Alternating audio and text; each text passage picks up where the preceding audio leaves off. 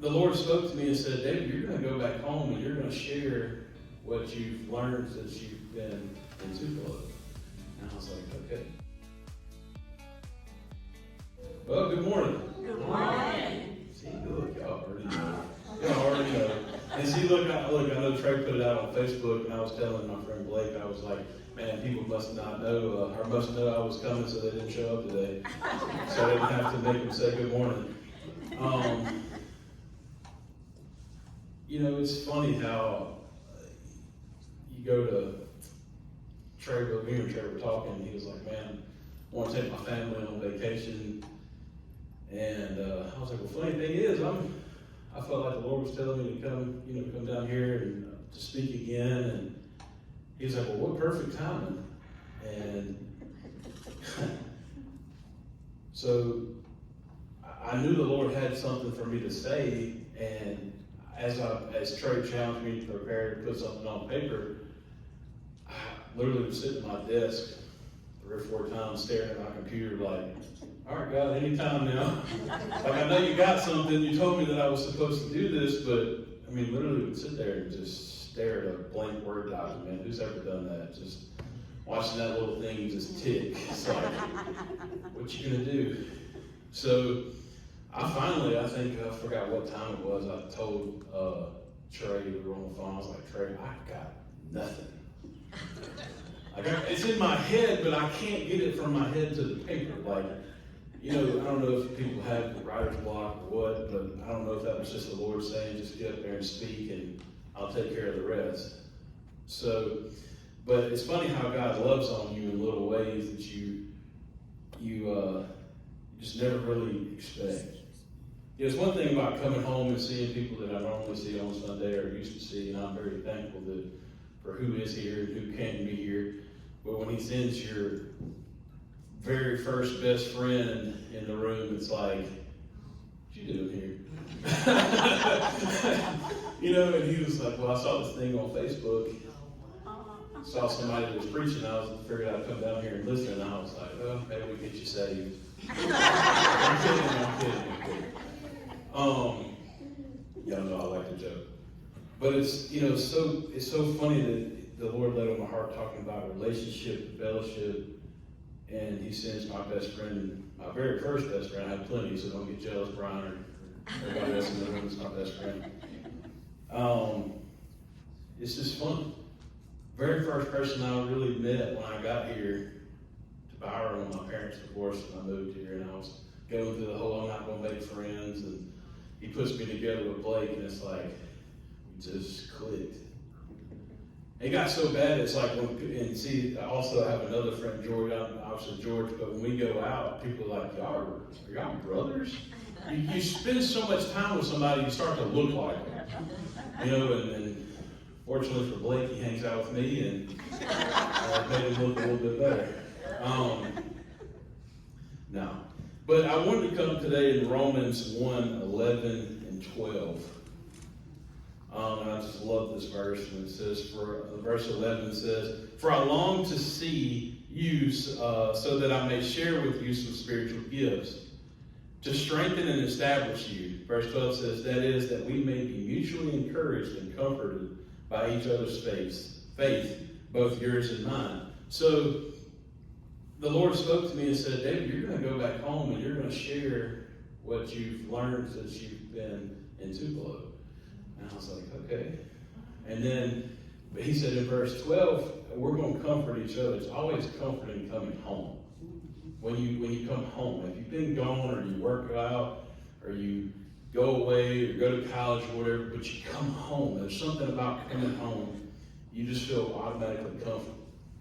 Or most of us do. I know I do. When I come here, I'm like, I feel accepted.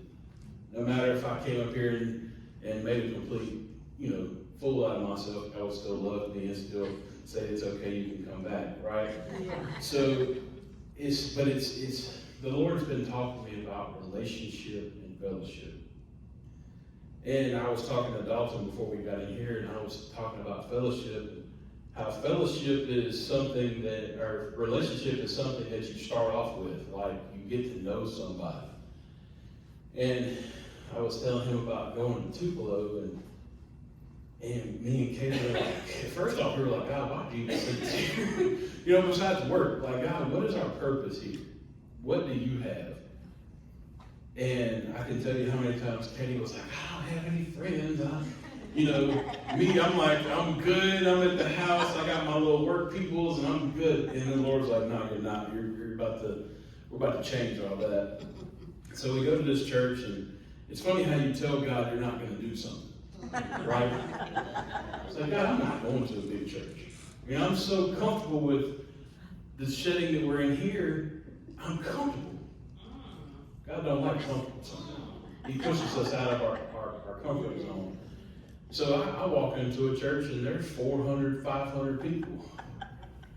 So what do I say? Well, God, nobody's going to notice me. I'm in the midst of 400 some people. I'm just going to sit here and that's it. And no, that's not how it works. But God's like, you and Katie were called here to build relationship and then move into fellowship. And there's something about a church that's 400, 500 people deep. There's not much fellowship and relationship there.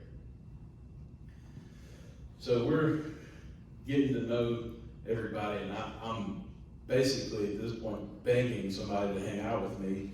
I know it sounds weird, right? Like coming from me, like the guy's like, I want somebody to hang out with. But the associate pastor, he drew me to this guy, and I was like, man, I kept telling him, hey man, let's go to breakfast, let's go to breakfast, let's go to breakfast. After like the third or fourth time me like saying, hey man, let's go to breakfast, I think he just felt bad. He's like, all right, let's go. Don't think he realized what he got himself into. We started at 7 o'clock in the morning, we didn't leave Cracker Barrel till 10. It was pretty funny. But it opened up something. It opened up a relationship. Not a very deep relationship, obviously, but because we're getting to know each other. But as the weeks of every Saturday getting to go into breakfast and me staying consistent, and that's the thing, is consistency. Relationship takes consistency. And then it started between me and him, and then another guy joined, and another guy joined, and then another guy joined. Next thing I know, one Saturday we're staring at like 10 dudes. I'm like, wow. And God's like, that's what I'm showing you, the building of one relationship, what it can lead to if you'll just be obedient. I was like, oh, whew, okay, Lord. So that's what I came to encourage you, and I'm thankful and wanted to say thank you for each and every one of your part in my walk and Katie's walk and growing us. Because I looked at Katie and she was crying one day in the bed after JL went to sleep, and I'm telling on you, so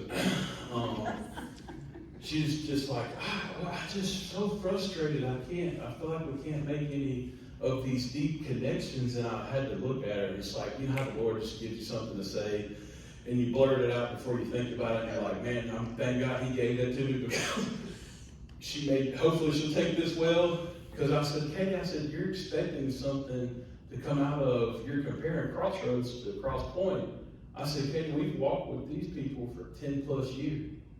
I said, these people have seen us since we were, young, because we ain't young no more, and to where we are now.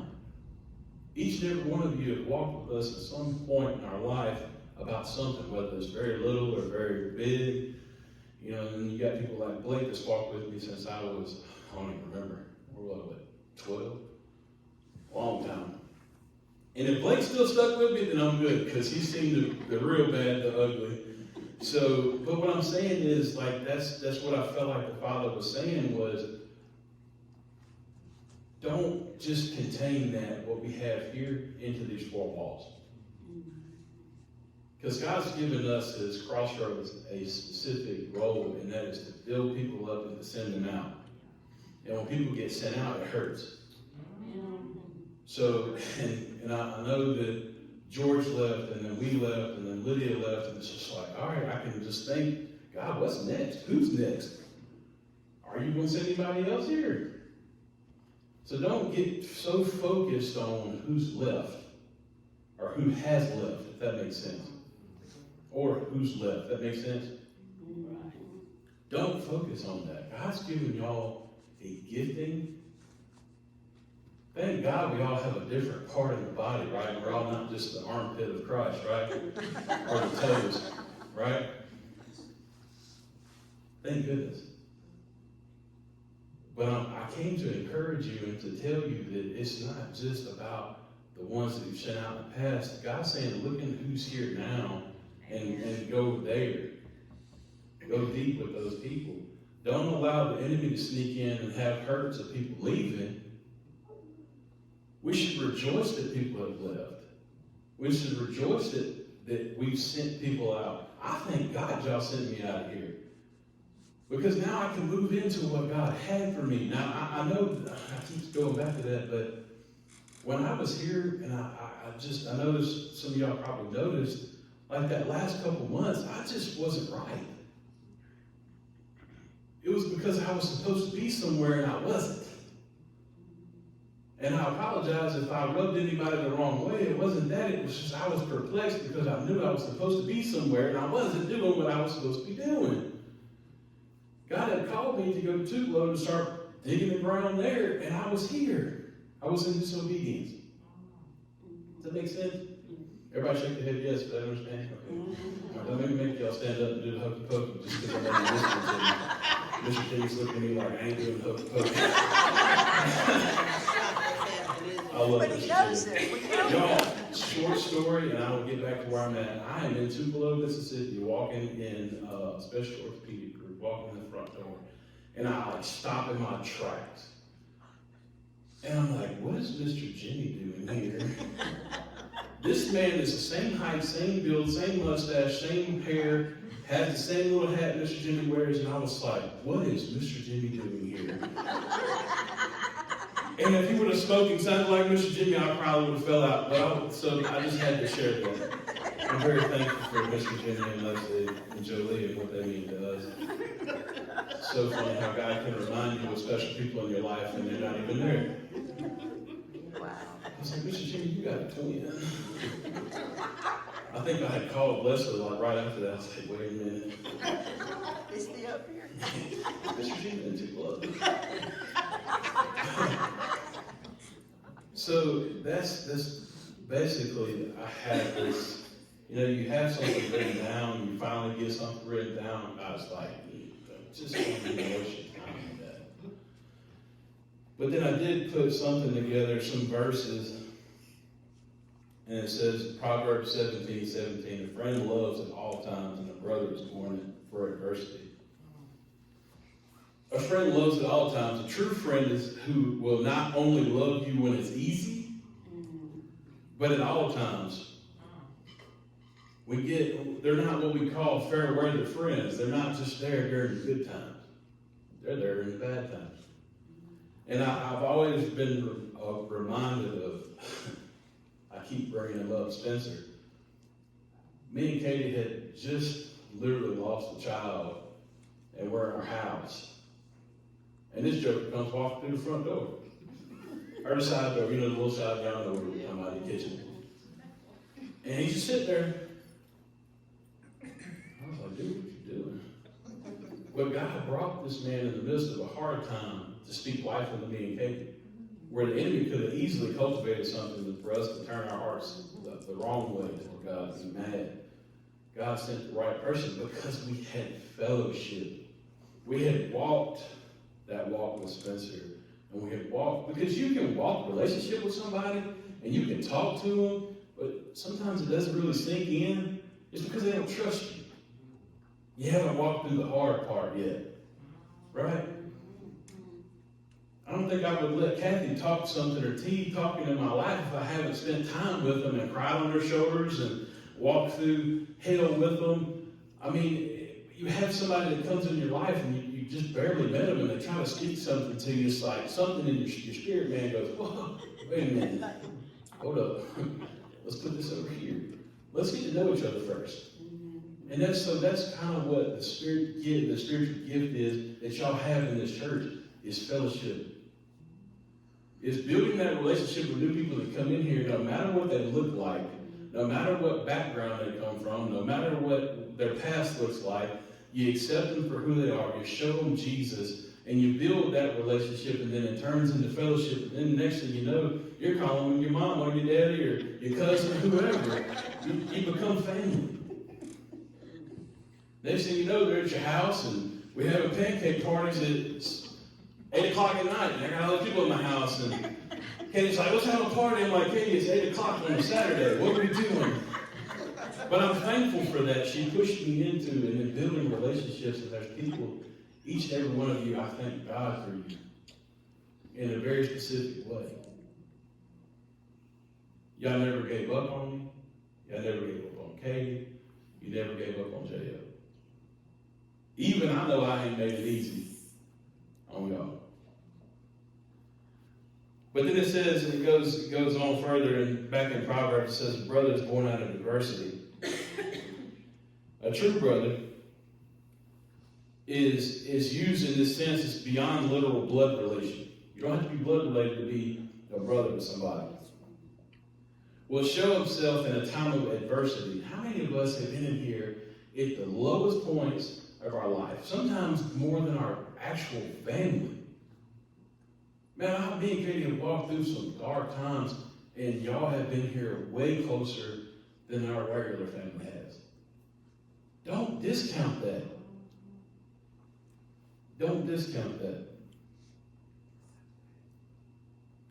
1 John chapter 1, verse 7 says, the blessings of walking in the light. But if we walk in the light, as he is in the light, we have fellowship with one another.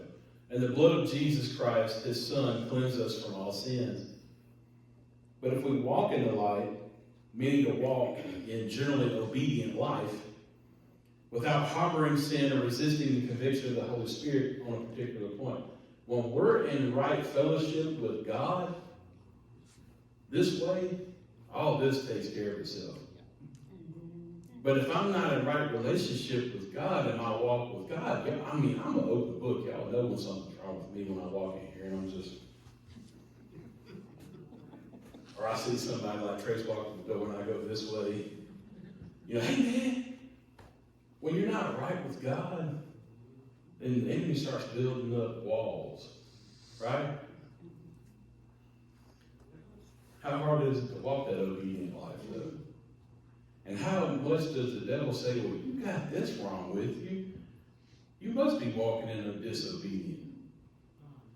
It's not saying that we're going to walk a perfect life, because we're not. There's only one man that came to this earth that was perfect, and that was Jesus, and ain't none of us him. Shocker, sorry.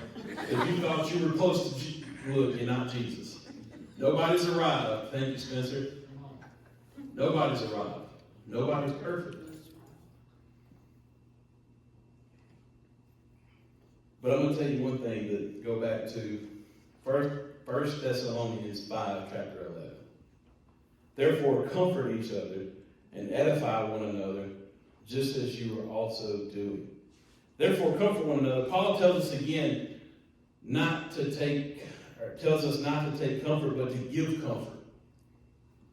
If all Christians have a heart to comfort one another, then we would all be comforted. If we would think of ourselves less and not worry about if we're giving comfort and we would give other persons comfort, it would just all overlap. Crossroads does that so well. So well. There's been plenty of times Katie basically had to drag me in here by my ear because I'm just walking through junk, and then I walk into a big old hug from somebody, or I walk into an encouraging word, or just somebody saying, can I pray for you? They're not worried about themselves, they're worried about me. And then he goes on and says, and to edify one another. To edify means to build up. When we have our first interest in building up other Christians, God will edify us. The idea is the church are full of active participants, not passive spectators, no pew pickles. Sorry, you can't sit here and sour. I hate to tell you that, but the Lord said, go down there and tell everybody, no more souring in the seat. Y'all stinking. Not literally. But what I'm saying, we go back to when people leave, we can sit there and we're like, man, some of y'all are probably like, man, thank goodness David's gone. There's one that ain't here today. No, I'm kidding. I'm kidding. I like to have fun. But when we say we get down because we're like, man, I really like hanging out with David or Katie or Olivia or John, or we miss seeing people's faces, and the devil can get us down. And we just sit there and we're like, man, what now? Who else is going to leave? We can get into that mind frame of, well, it's dwindling down. I'm getting real. I'm sorry. Like, y'all know me, I'm going to be real. Like, it don't matter right now how many people are in here. It don't matter how many people are in the seat. It matters if we're being obedient to Christ or not. Because if we can get our mindset off of how many people are sitting in the seat or how many people are in attendance, and we get our mindset off of that and start focusing on God, who God's sending us to, if we just get there and open our mouth to people, and I ain't talking about just the people in this room. I'm talking about people that you see out at the gas station, at Walmart, at work. How many of us have a full-time job here? How many people do we come in contact with daily? A bunch. How many of us have contact with somebody at work that we see from 9 to 5? What does that person see? Does that person see Christ, or does that person see somebody else that's acting completely different outside the church? Because I've been guilty. And God has convicted me of that and said, you know what, you want to fill these seats? Then I'm giving you the people to fill the seats with. You just got to open your mouth. You just got to invite them. You can invite and invite and invite them. They may never show up. Still got to be obedient. Still got to do it. I love what y'all are doing with the whole community, the tent, and all that. And that to me, that shows that God's really smiling down on His church because y'all are being obedient and trying to get people in. So y'all can love on them. Because that's y'all's spiritual gift. Everybody has more than one spiritual gift, but I'm just saying, like, that's where Crossroads shines. Because I can tell you, I've walked in plenty of other churches, and I tell Katie, look, this ain't Crossroads. I walked into the new church, and I was like, hey, why does God even have us here? But when I said that, God answered it. You ever ask a question and you're not really asking God, but you just ask the question, but He's like, I'll answer it. God has us there, and He sent us out there because those people are hungry for discipleship. Those people are hungry for fellowship. They're hungry for relationship. Me and Katie were obedient and started a Sunday every first and third Sunday. So if you can remember every first and third Sunday to be praying for me and Katie, because we opened our house. Ooh, Katie was like, we're going to do it this Sunday? No. But we finally were obedient and said yes. And I can't tell you how many people text and said, and were like, hey, thank you so much. This is what we've been waiting for. Not to say, like, put me on me and Katie on a pedestal. It's just, when you walk in obedience, God confirms it. And God will say, yes, this is where I have you. So I'm coming here to confirm each and every one of you that y'all's spiritual gift and blessing is to love on people, to comfort people, and to show people what relationship and fellowship truly is about. So don't give up. Don't get tired. When you do, lean on each other. That's what we're here for. So I'm going to finish up with Dalton. If you'll come on up. I know that y'all love it when I come here because we get out early and we get out the crowds, right?